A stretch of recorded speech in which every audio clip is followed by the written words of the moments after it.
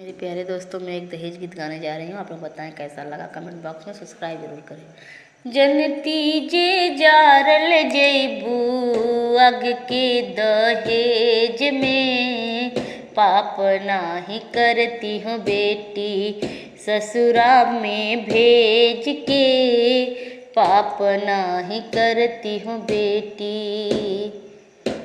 जितना सकरनियों से अधिको दियाइल, लोभिया दहेजवा के तब नाय घाइल। हम त खा गईनी धोखा भारी ये बेटी, तोहें रखती कुआं। भले जमाना देही गारी, बेटी तोहे रखती कुआं।